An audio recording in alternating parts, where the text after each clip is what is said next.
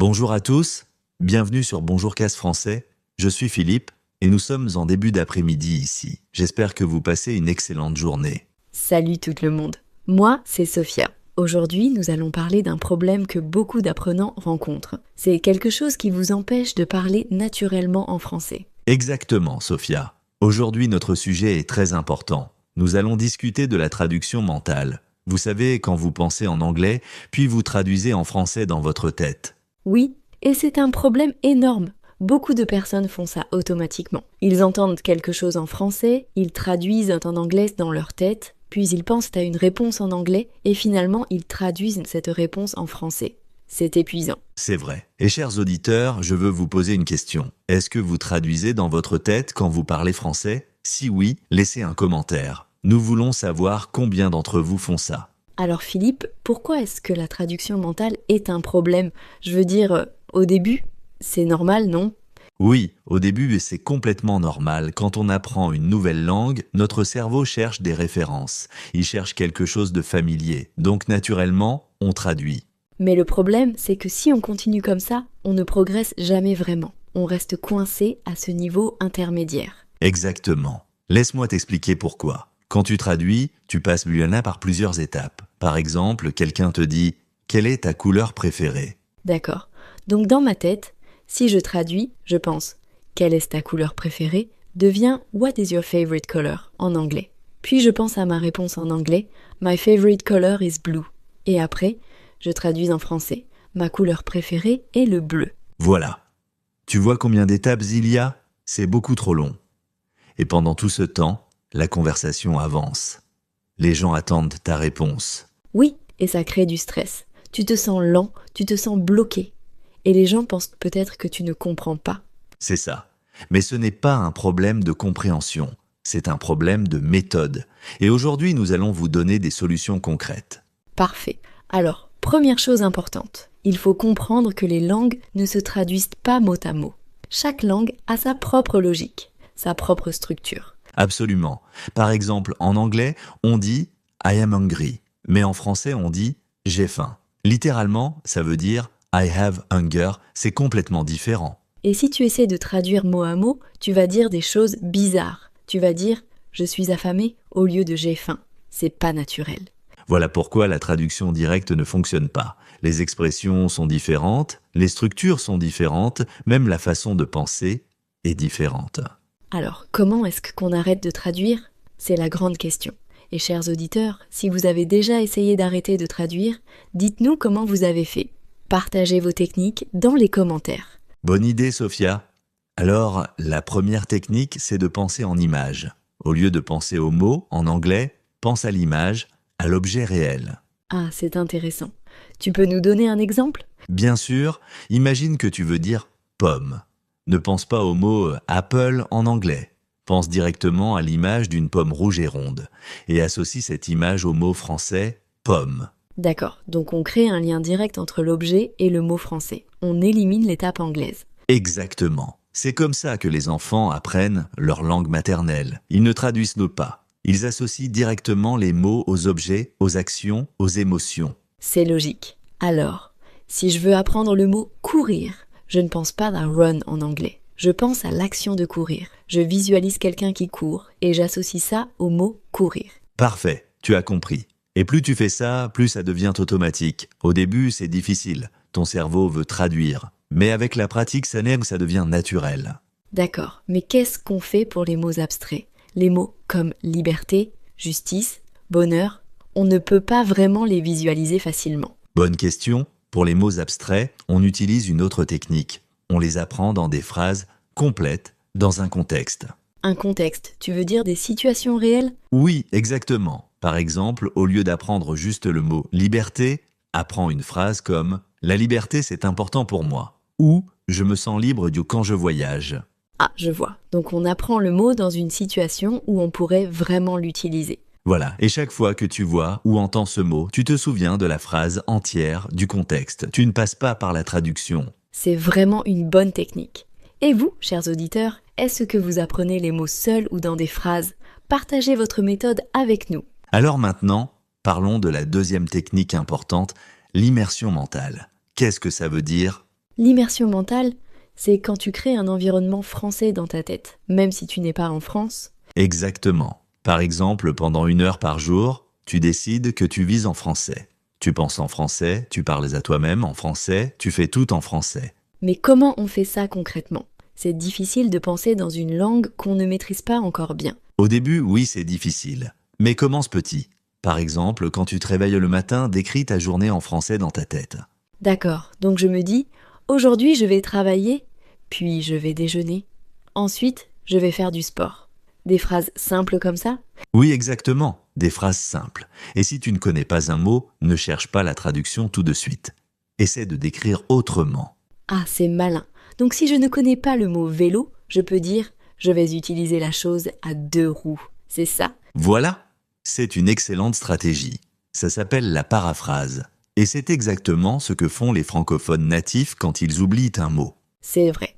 Moi, parfois, j'oublie un mot en français et je dis, tu sais, le truc là, pour ouvrir les bouteilles. Et les gens comprennent que je parle d'un tire-bouchon. Exactement. Et c'est beaucoup mieux que de bloquer et chercher le mot parfait. Continue à parler, continue à communiquer. D'accord. Alors, récapitulons. Première technique, penser en images. Deuxième technique, immersion mentale. Quelle est la troisième technique, Philippe? La troisième technique, c'est de parler à voix haute. Oui, même si tu es seul, parle en français à voix haute. Ah, je fais ça tout le temps. Mes voisins pensent que je suis folle, mais ça marche vraiment. C'est pas grave ce que pensent les voisins. L'important, c'est que ça fonctionne. Quand tu parles à voix haute, tu actives une partie différente de ton cerveau. Et pourquoi c'est important? Parce que parler une langue, ce n'est pas juste la comprendre. Il faut que ta bouche, ta langue, tes lèvres s'habituent au son français. Il faut entraîner les muscles. C'est vrai. Les sons français sont différents des sons anglais. Par exemple, le R français est complètement différent du R anglais. Exactement. Et pour maîtriser ces sons, il faut pratiquer physiquement. Tu peux lire un livre à voix haute, tu peux répéter des dialogues de films, tu peux parler de ta journée. Et chers auditeurs, est-ce que vous parlez français à voix haute quand vous êtes seul ou est-ce que vous êtes timide? Dites-nous dans les commentaires. Bonne question, Sophia. Maintenant, parlons d'une autre technique très efficace, les associations mentales. C'est un peu différent de penser en images. Comment ça marche? Alors, les associations mentales, c'est quand tu connectes un mot français avec une émotion, un souvenir ou une sensation, pas juste une image. Ah, intéressant. Tu as un exemple? Oui, imagine que tu apprends le mot pluie. Au lieu de penser à Rennes en anglais, pense à une fois où tu étais sous la pluie. Qu'est-ce que tu as ressenti? Le froid, l'eau sur ta peau, l'odeur de la terre mouillée? D'accord, donc j'associe le mot pluie avec toutes ces sensations. Et quand j'entends pluie, je repense automatiquement à ces sensations. Voilà. Et plus l'association est forte, plus tu te souviens facilement du mot. Et tu n'as pas besoin de traduire. C'est génial. Donc chaque mot devient une petite histoire, une petite expérience dans notre mémoire. Exactement. Et cette technique fonctionne particulièrement bien pour les mots qui décrivent des émotions ou des sensations. Par exemple, le mot chaleur. Je pense à l'été, au soleil sur ma peau, à la sensation d'avoir trop chaud. Et chaleur devient réel pour moi. Parfait. Tu vois, tu comprends déjà comment ça marche. Et maintenant, une autre technique importante, limiter l'utilisation du dictionnaire bilingue. Attends, tu veux dire qu'on ne doit pas utiliser de dictionnaire? Mais comment on apprend les nouveaux mots? Non, je ne dis pas de ne jamais utiliser de dictionnaire, mais utilise un dictionnaire français-français au lieu d'un dictionnaire français-anglais. Ah, je vois. Donc quand je cherche un mot, je lis la définition en français, pas en anglais. Exactement. Par exemple, si tu cherches le mot parapluie, un dictionnaire français-français va dire « objet qu'on utilise pour se protéger de la pluie ». Tu vois, pas de traduction. Et ça force mon cerveau à penser en français. Je dois comprendre la définition en français. Voilà, au début, c'est un peu difficile. Mais très vite, ça devient plus facile. Et tu remarques que tu comprends le français par le français, pas par l'anglais. C'est une excellente technique. Et pour les débutants, qui ont un niveau encore très basique? Pour les débutants, c'est différent. Au tout début, c'est normal d'utiliser la traduction. Mais dès que possible, essaie de passer à un dictionnaire français-français simple pour débutants. Il existe des dictionnaires français-français pour débutants? Oui, absolument. Ils utilisent des mots simples pour expliquer d'autres mots. C'est parfait pour progresser. Super. Alors, chers auditeurs, est-ce que vous utilisez des dictionnaires français-français ou est-ce que vous traduisez toujours en anglais? Dites-nous. Maintenant, parlons d'une chose très importante. Accepter de ne pas tout comprendre. C'est difficile, mais c'est essentiel. Qu'est-ce que tu veux dire par là? Quand tu écoutes du français authentique, comme des podcasts, des films, des chansons, tu ne vas pas comprendre chaque mot. Et c'est normal. Mais beaucoup de personnes paniquent quand elles ne comprennent pas. Elles veulent traduire chaque mot. Exactement. Et c'est le problème. Si tu t'arrêtes pour traduire chaque mot que tu ne comprends pas, tu perds le fil de la conversation. Donc qu'est-ce qu'on fait? On ignore les mots qu'on ne comprend pas? Oui, dans un premier temps. Essaie de comprendre l'idée générale, le contexte. Souvent, même si tu ne connais pas tous les mots, tu peux deviner le sens général. C'est vrai. Par exemple, si quelqu'un dit « j'ai acheté un truc pour couper les légumes », même si je ne connais pas le mot « truc », je comprends qu'il parle d'un couteau ou d'un ustensile de cuisine. Parfait, c'est exactement ça. Tu utilises le contexte pour comprendre. Et avec le temps, tu vas rencontrer le même mot plusieurs fois dans différents contextes et tu vas naturellement comprendre ce qu'il veut dire. Donc on apprend par répétition et contexte, pas par traduction. Voilà, et c'est beaucoup plus naturel. C'est comme ça que les enfants apprennent. D'accord. Maintenant, je veux parler d'un autre point important, la vitesse de parole. Beaucoup de personnes pensent lentement en français parce qu'elles traduisent. Oui, c'est un gros problème. Si tu veux parler à une vitesse normale, tu ne peux pas traduire, c'est impossible. Exactement. Les francophones natifs parlent vite. Si tu traduis, tu vas toujours être en retard dans la conversation. Donc, comment on fait pour accélérer notre pensée en français? La meilleure technique, c'est de pratiquer avec des phrases automatiques. Des phrases que tu utilises tout le temps. Ah oui, les phrases automatiques, ça c'est super utile. Tu peux expliquer? Bien sûr, les phrases automatiques, ce sont des expressions que tu apprends par cœur et que tu utilises sans réfléchir. Par exemple, comment ça va? Ça va bien, merci. Qu'est-ce que tu fais? Je ne sais pas. Et pourquoi c'est important? Parce que ces phrases, tu ne les traduis pas. Elles sortent automatiquement. Et ça te donne de la fluidité. C'est vrai. Plus tu as de phrases automatiques, plus tu parles vite et naturellement. Exactement. Et pour développer ces phrases automatiques, il faut les répéter encore et encore, jusqu'à ce qu'elles deviennent un réflexe. Et chers auditeurs, quelles sont vos phrases automatiques en français? Partagez-les avec nous, peut-être que vous allez inspirer d'autres personnes.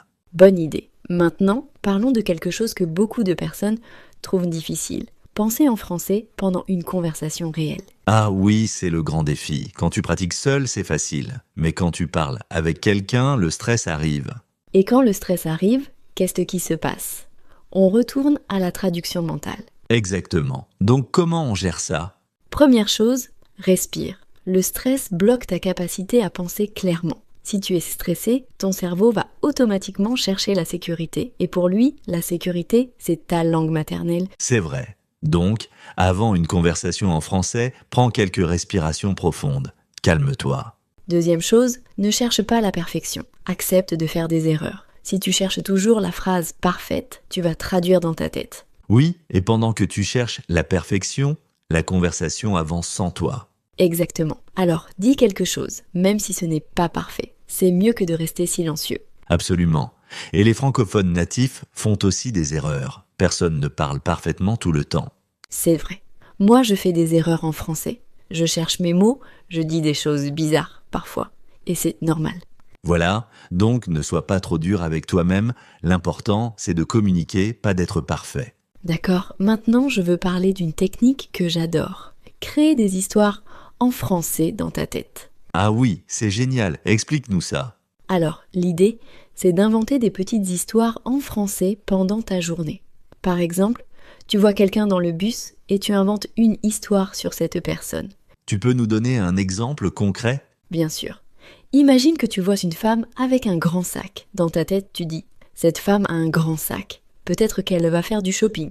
Ou peut-être qu'elle rentre de vacances. Elle a l'air fatiguée. Elle a peut-être voyagé toute la nuit. » Ah, c'est excellent. Tu crées une histoire complète en français avec des phrases simples. Exactement. Et tu peux faire ça n'importe où. Dans le métro, au supermarché, en marchant dans la rue. Et ça te force à penser en français de manière naturelle et créative.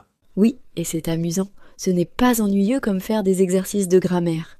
Tu inventes, tu imagines, tu t'amuses. J'adore cette technique. Et chers auditeurs, essayez ça aujourd'hui. Inventez une petite histoire en français sur quelqu'un que vous voyez. Et dites-nous comment ça s'est passé. Maintenant, parlons d'un autre point. Regarder des films et des séries en français sans sous-titres anglais. Ah, c'est un grand débat. Beaucoup de personnes utilisent des sous-titres anglais. Oui, et je comprends pourquoi. Avec les sous-titres anglais, tu comprends tout. C'est rassurant. Mais le problème, c'est que si tu utilises des sous-titres anglais, tu ne regardes pas vraiment bien en français. Tu regardes en anglais. C'est vrai. Tes yeux lisent l'anglais, et ton cerveau traite l'anglais.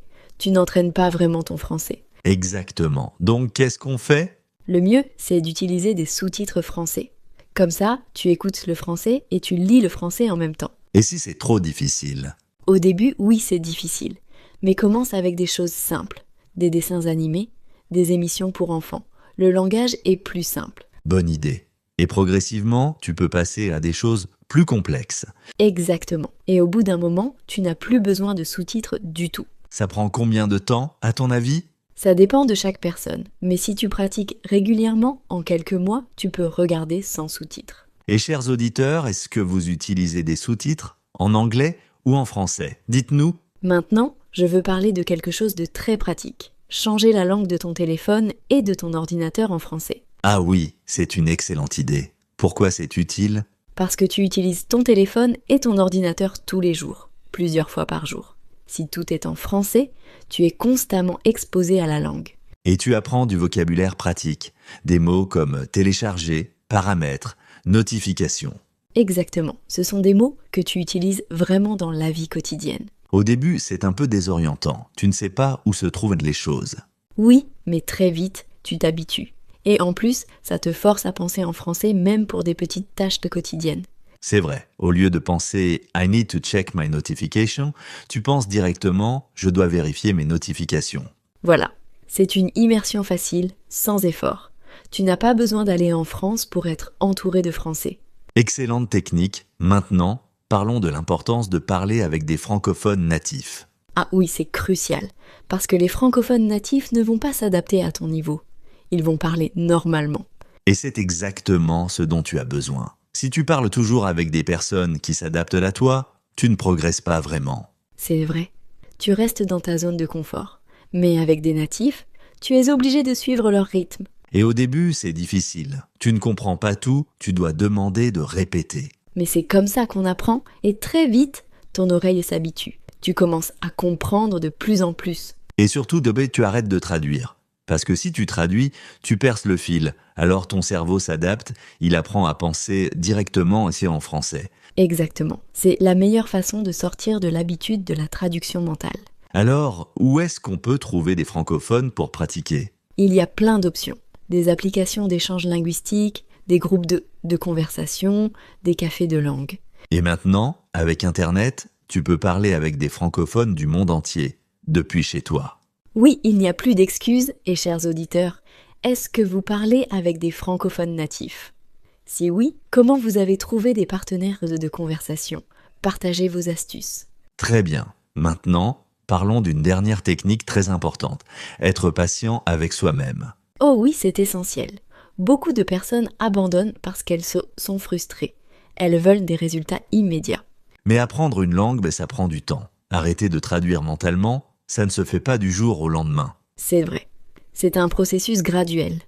Petit à petit, tu vas remarquer que tu traduis de moins en moins.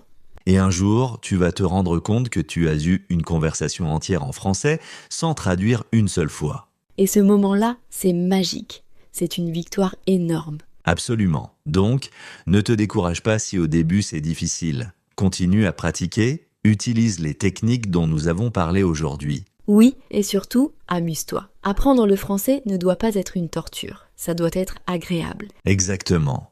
Trouve des sujets qui t'intéressent, regarde des films que tu aimes, écoute de la musique française, lis des livres. Et parle. Même si tu fais des erreurs, l'important, c'est de pratiquer. Voilà, alors récapitulons les techniques principales pour arrêter de traduire mentalement. Première technique, penser en images, pas en mots. Deuxième technique, l'immersion mentale. Crée un environnement français dans ta tête. Troisième technique, parle à voix haute, même si tu es seul.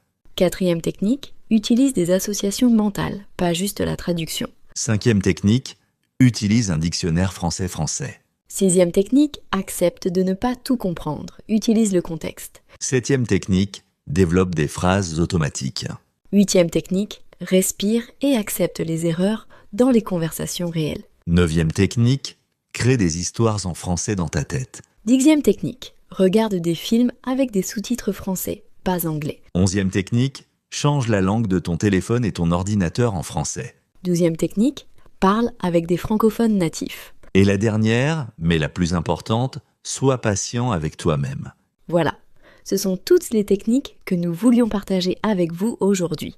Et maintenant, c'est à vous de jouer. Essayez au moins 2 ou 3 de ces techniques cette semaine. Et dites-nous comment ça se passe. Oui, laissez des commentaires, partagez vos expériences. Quelles techniques ont fonctionné pour vous? Quelles techniques sont difficiles? Nous adorons lire vos commentaires. Et ça aide aussi les autres auditeurs. Nous sommes tous ensemble dans cette aventure d'apprentissage du français. Exactement. Et n'oubliez pas, chaque petit progrès compte. Si aujourd'hui tu penses en français pendant 30 secondes, c'est déjà une victoire. Absolument. Demain, ça sera peut-être 1 minute, puis 5 minutes. Et un jour, ce sera naturel. Voilà. Nous croyons en vous. Vous pouvez y arriver. Nous arrivons à la fin de notre épisode. Merci beaucoup d'avoir écouté Bonjour Cast Français aujourd'hui.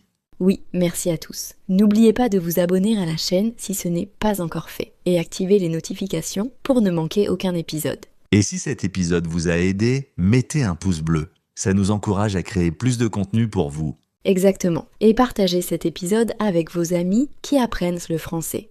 Plus on est soureux, plus on est nombreux, plus c'est amusant. Très bien. Alors, nous vous souhaitons une excellente fin d'après-midi. Oui, passez une belle journée. Continuez à pratiquer votre français. Et surtout, amusez-vous. À très bientôt pour un nouvel épisode de Bonjour Cast Français. Au revoir tout le monde. Avant de partir, je veux ajouter une dernière chose importante. Beaucoup de personnes me demandent combien de temps faut-il pour arrêter complètement de traduire. Ah oui, c'est une excellente question. Et la réponse est différente pour chaque personne. Exactement. Ça dépend de plusieurs facteurs. Combien de temps tu pratiques par jour? Quelle est ta motivation? Est-ce que tu vis dans un pays francophone ou non?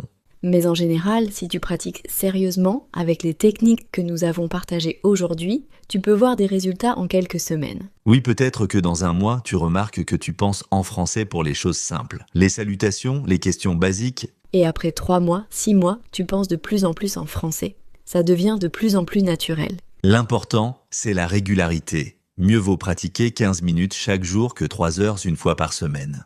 Absolument. La régularité, c'est la clé. Ton cerveau a besoin de répétition pour créer de nouvelles habitudes. Et une autre chose importante, entoure-toi de français. Écoute des podcasts français pendant que tu fais le ménage, regarde des vidéos YouTube en français pendant le petit déjeuner. Oui, rends le français une partie normale de ta vie quotidienne, pas quelque chose que tu fais juste pendant tes cours. Exactement. Plus tu es exposé au français, plus vite ton cerveau va s'adapter et arrêter de traduire. Et n'oublie pas de célébrer tes petites victoires. Chaque fois que tu remarques que tu as pensé en français, même pour 1 seconde, félicite-toi. C'est vrai, ces petites victoires sont importantes. Elles te motivent à continuer. Alors voilà, chers auditeurs, vous avez maintenant toutes les informations dont vous avez besoin. Il ne reste plus qu'à commencer. Oui, commencez aujourd'hui. Choisissez 1 ou 2 techniques et essayez-les, puis revenez nous dire comment ça s'est passé. Nous avons vraiment hâte de lire vos commentaires et de savoir comment vous progressez. Merci encore d'avoir écouté.